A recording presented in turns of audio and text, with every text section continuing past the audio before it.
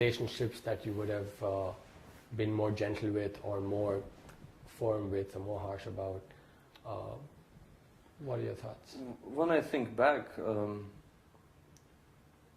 during those 4 years, you mean if I would do something differently towards the spiritual path?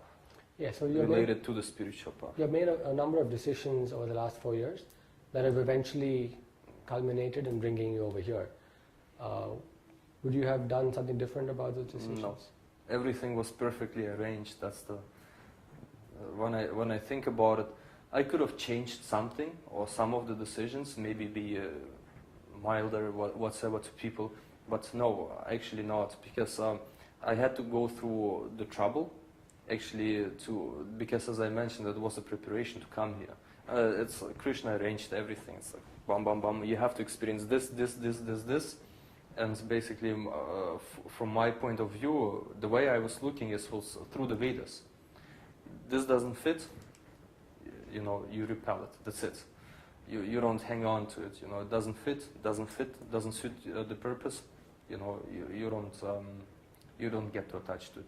And even when I talked about Babaji, and this is what he said, you know, when you see through the scriptures, you know, you will see it clearly. And this is what I did. I saw everything clearly, what happens. Even, this is what, basically, I don't know, to change them, it's like, to change the decisions I did, it's like, no, not really. If I would change the decisions, I would, for example, to come here faster, that's what you said, right? Or to, but I couldn't even come here faster. For example, it took me 4 years to reach to the esoteric teaching. So I didn't know the esoteric teaching at all. The first video was after 4 years I saw it. So it's like the only decision I made was to go to India, which was, you can't even say it's bad. You know, it's from a materialistic point of view, it's very bad, because my parents kicked me out the next day. I was like, oh, you know. But from a spiritual point of view, I was released from the jurisdiction of my parents, you know. So that gave me a much more space actually to actually get the things together. My spiritual thinking, my spiritual path came in place very nicely afterwards.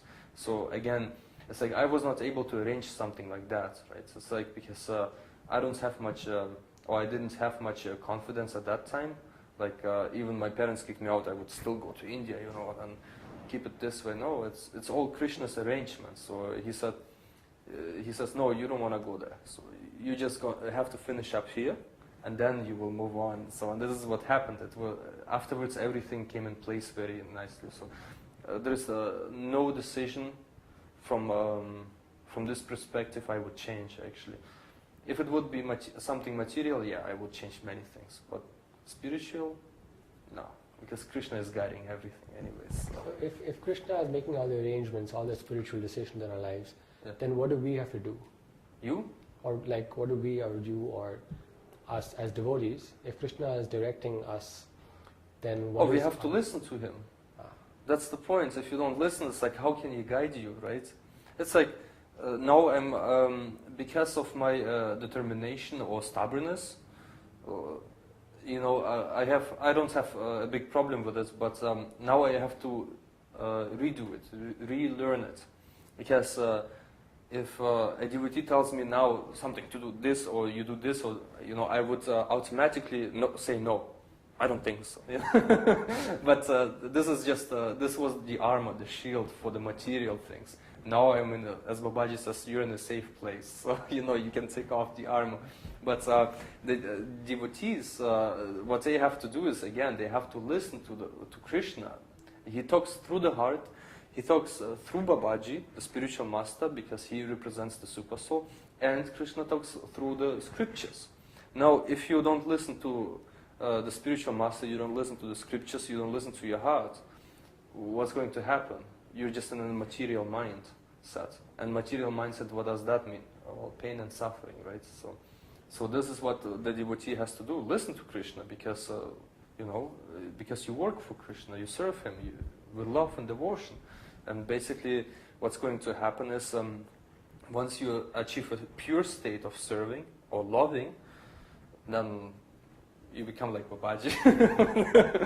But yeah, this is the whole point. And what I thought is you're asking is what the devotees have to do with me then, or no, I was just asking like any student in their life. Oh, any student. Okay. Yeah, because Krishna is definitely he's guiding and putting us into certain circumstances just for our own growth and benefit. Like for you, you said you had to go through those 4 years of transformation before you were ready to. I had to. It was completely perfect. If I look at this point now, it's like at the past, it's like, yeah, it has to be like this. If it wouldn't be like this, it would be something else. But this was personally done for me. So, and again, who arranged it? Myself? No, it was all Krishna. So, and the only thing we have to do is just listen to him. And there are different ways. I would always listen to my gut feeling. And when I was reading the New Age literature, I would think, yeah, because gut feeling is your soul talking to you. This is how they write. It's like, yeah. But actually, it's Krishna talking to you through the heart. It's not like the gut feeling. And no, it's like he talks to you. He tells you, do this. Even if your logic says, don't do this, you have to do this because your heart tells you. And your heart, who is that? The super soul. That's Krishna again. Right? He tells you, no, you have to do this. Because Krishna sees the whole picture. I don't see the whole picture. Only he can see it. So, and the only thing which we can do is only listen. Ishupanishad, sit down and listen. As the last concluding part of this interview is that if you were to just give advice out to students out there, new students who are going through the spiritual awakening and are dealing with all this conflict in their lives, I have to do this, but that means that this other part will, fall into trouble, balancing their spiritual and material lives, if there is such a thing. And what advice would you give them that you think would help someone on their path? Well, the only advice I can give is, again, determination, because this is what I experienced. But see, people have different situations, different circumstances. So that means they might have a wife or a husband who's more spiritually inclined than, and they might have some support from them. So I never had any support from anyone, so, so I had to be a little bit firm on my decisions. But everyone out there, the other students, they have a completely different lifestyle, completely different mindset, a completely different freedom of choice. So it really depends on their situation. So the only advice I can give actually is listen to Krishna, read the scriptures, chant, listen to Babaji if you're on the forum. So listen. If you don't listen, it's like this is the first step, listening. This is the opposite of speculation, and it's listening. So if you listen, actually, then you will receive the results. And this is how the process goes. It's very logical. It's descending, right? So first you listen, then you do it, and then you feel the results. But if you go into speculations again, it's like you should not do that, because speculations will drag you to different things. Like what is it? The one conspiracy theory, right? It's like it's a big thing. It's everyone talks about. So don't go there. Don't go anywhere. You just sit down and listen, read, follow the scriptures. Even if you have a bad situation or many opposing forces, you have to get through them somehow or the other way, because every individual has a unique ability to handle critical situations. So this is what Krishna gives to every. This is what I realized actually. To every living being, he gives a certain set of tools to handle their life, and they can approach their life spiritually or materialistic. And the first thing is also to find out what you're capable of. Like for me, it was like this stubbornness, right? And I was always wondering, why am I so stubborn? What's the reason for that? And what was the reason for that?